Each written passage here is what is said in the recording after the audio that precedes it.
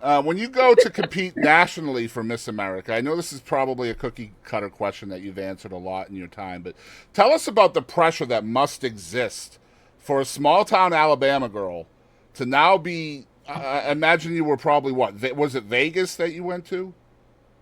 I did not go to Vegas. They changed it and it was in Connecticut. Oh, right, right, right. Huntersville, Connecticut, right before Christmas. So I was Right. very cold. So not only small town Alabama girl, but small town Alabama girl used to humidity and the heat. The first thing she Even when talks it's about is the Christmas, cold. I love it.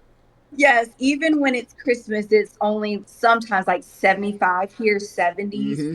And the wind, when I stepped out and finally made it to the hotel, the wind literally cut me in half. I felt like Yes. the wind cut me Oh into man. pieces. And I thought, yep, it's time to go inside. I'm ready to go home. It's cold, it's Christmas time. But yes, I had a lot of pressure and a lot of winter pressure as well from learning the different ropes about Connecticut. That's amazing. So I'm from Massachusetts originally. So hearing somebody Okay. experiencing northeast winter for the first time is always great. Um, short story about that. My ex-wife, when she's originally from Texas, she's the reason why I'm in Texas now. But her and I moved up to Massachusetts when we were still very young, and she had never seen snow Wow. before.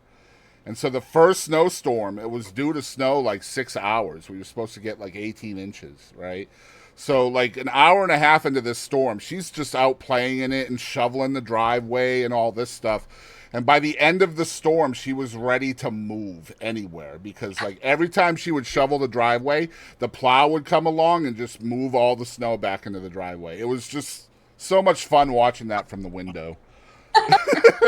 Oh my gosh. Her No, that was just me. We had, when I was at Miss America, we had two alerts that there was a whiteout. Of course, I was getting ready for the Miss America, the show to be live on NBC. So I couldn't really see what was happening outside, but we got those alerts. And I thought, what is this? But I know it's not good. So it must be a lot of snow and a winter storm coming through. sounds like you just had bad luck because normally it doesn't hit Northeast until like late January, February. Like a December storm is kind of unusual up there. Really? Oh Yeah, my, yep.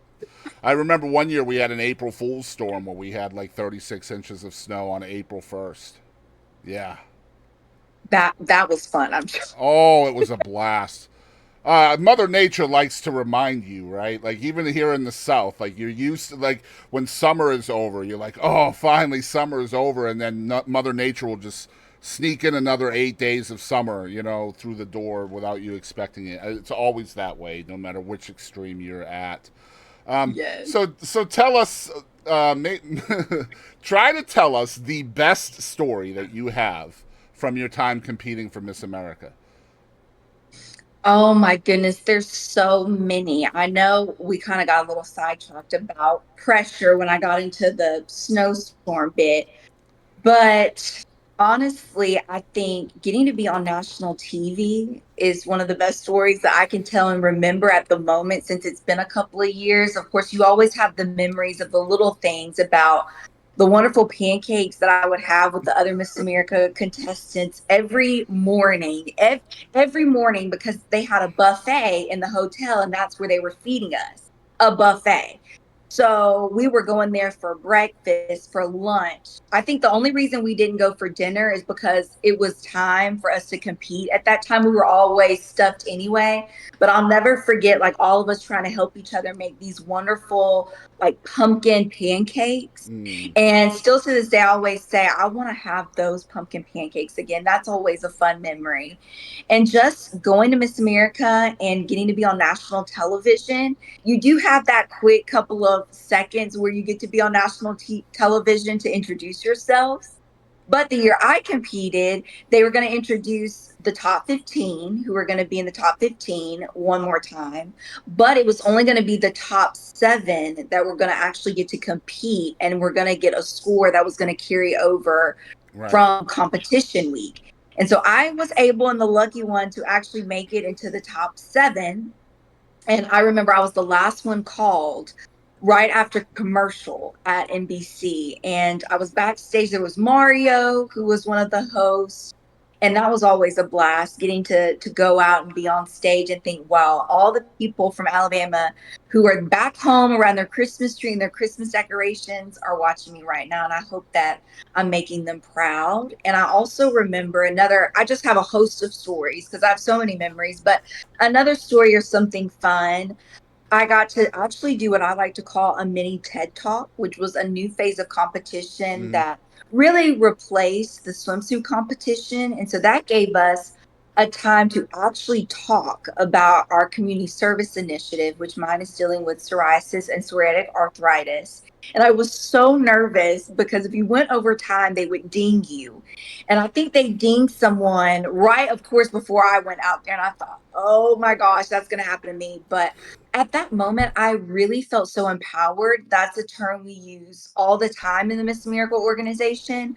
But I thought, wow, I have come such a long way from that 14, 15-year-old teenager who was scared to death to walk out on stage, who was worried about interview, who was worried about every little thing. And here I am talking about something that now I've had a couple of years of experience in, and everyone seems so captivated by what I'm saying. And that was just the best memory because I got to share my mother's story, my uncle's story, who suffer with both psoriatic diseases on national television. And so that was a great memory. And my mom, she came up to me, she said, that was the only phase of competition that I got teary eyed about because I just felt like, wow, that's my daughter up there talking Yep. for such a long time about all these technical medical terms and just captivating the audience. So that was a fun memory as I love well. that, and that's part of the personality that I was talking about earlier that has been added into these competitions. Removing the swimsuit and actually letting y'all speak is a big change, in my opinion. Let's. You talked about your mom again. Let's get into your mom. So your mom came before you. I talked about how big of an asset that is for you as a young competitor, but I also feel like that could be kind of a detriment as well because that pressure is there, that ring is there, and you're always trying to reach that ring. So I guess the question here is, when did you feel like you had fulfilled her shadow, her footsteps? When did you feel like you were equal, or did that ever happen for you? That has never happened. Even though my mom never became Miss Alabama, I always still hold my mom on such a high pedestal because I feel like she has done so much for the organization. And now she's actually a board member for Miss Alabama, for the Miss Alabama organization. And I think it's so deserved. And I'm so happy to see her in that role. But I think where I actually felt like, okay, this is maybe the end of this journey. And now I get to just really enjoy it. And I'm so happy that I feel like I went along this journey with my mother. I think went the night that I won Miss Alabama. And it was so funny because anyone who is a volunteer of the Miss Alabama organization stays for a really long time, as long as they can. So we have these wonderful backstage moms that help all of us during the week of Miss Alabama, and they're with us through tears, through nerves, through everything when we doubt ourselves. And that same pageant mom has been around since my mother competed. And she came up to me after my first year competing at Miss Alabama, and she said, well, look at that. You did better than your mama. Your first year, you got first runner up. And I thought, well, now that you say that. So that was also a boost of confidence that I didn't think about, which Take is that, always so mom. fun to do. But I wouldn't have gotten there without her. So, but that was funny that she came up to me and said that, just knowing my mom for so long and then getting to see me compete now. Well, first of all, congratulations on all of your success. It's very well deserved.